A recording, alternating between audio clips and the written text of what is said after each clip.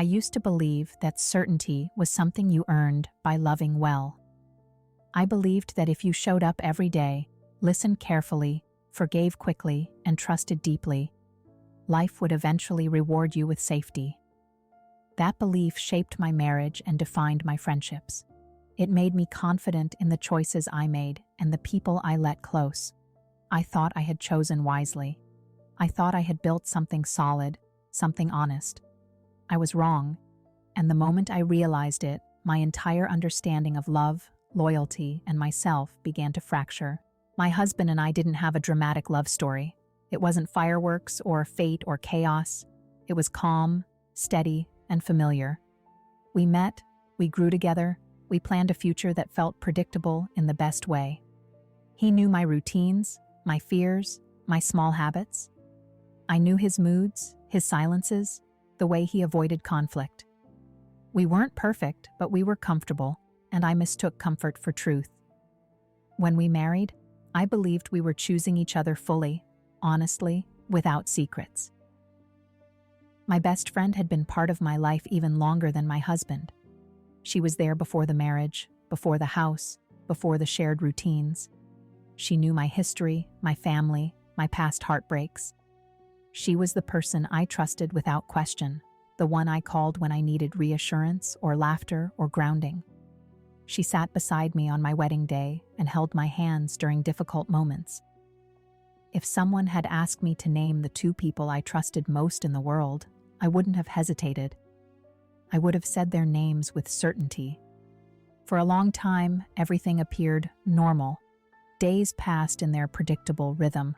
Work, home, conversations about plans and responsibilities. My friend was around often, but that didn't feel strange. She was family. We had always shared space easily. If anything, I felt grateful that the two people I loved most got along so well. I saw it as a sign of a healthy life, a connected circle. I didn't notice the way glances lingered a little too long or how conversations stopped when I entered the room. I didn't question it because questioning would have meant doubting the foundation of my life. The first cracks were subtle, almost invisible, a shift in tone, a defensiveness that hadn't been there before. My husband began guarding his phone more carefully, turning the screen away, stepping out to take calls. When I asked simple questions, his answers were vague. My friend started canceling plans at the last minute, then reappearing with excuses that didn't quite add up. None of it was enough to accuse, but it was enough to unsettle me. I told myself I was overthinking, projecting stress, imagining problems where there were none. Denial is a quiet thing. It doesn't shout or announce itself. It whispers. It tells you that you're tired, sensitive, misreading things. It tells you that trust means not looking too closely. I listened to those whispers because they were easier than facing the possibility that the people I loved most could betray me so completely. I chose comfort over clarity, and for a while that choice allowed the lie to continue. There were moments when my intuition tried to break through. A strange tension in the room, a look exchanged too quickly, a silence that felt heavy instead of comfortable. Each time I pushed the feeling aside, I reminded myself of history, of shared memories, of years of loyalty. I told myself that real betrayal didn't happen to people like me, not in relationships that looked this stable from the outside. The truth didn't arrive all at once. It came in fragments, in small details that slowly assembled themselves into something undeniable. A message seen by accident, a date that didn't align, a story that changed when repeated. With each discovery, my chest tightened and the ground beneath me felt less stable. I stopped sleeping well. I replayed conversations in my head, searching for meaning I had previously ignored. The more I looked, the more I found. When I finally confronted my husband, I wasn't prepared for how calm he seemed. There was no immediate denial, no shock that I knew. Just a quiet pause, a heavy exhale, and a look that confirmed everything before a word was spoken. In that moment, my world shifted permanently. 2 years. That was the number that echoed in my mind. 2 years of lies woven seamlessly into our everyday life. 2 years of shared meals, holidays, conversations, all layered over a truth I had never been invited to see. Learning that my best friend was the other person involved didn't feel like a second betrayal. It felt like the same betrayal cutting deeper. This wasn't just about my marriage ending. It was about the collapse of my entire support system. The person I would have turned to for comfort was the person who caused the pain. There was nowhere safe to land, no familiar arms to fall into.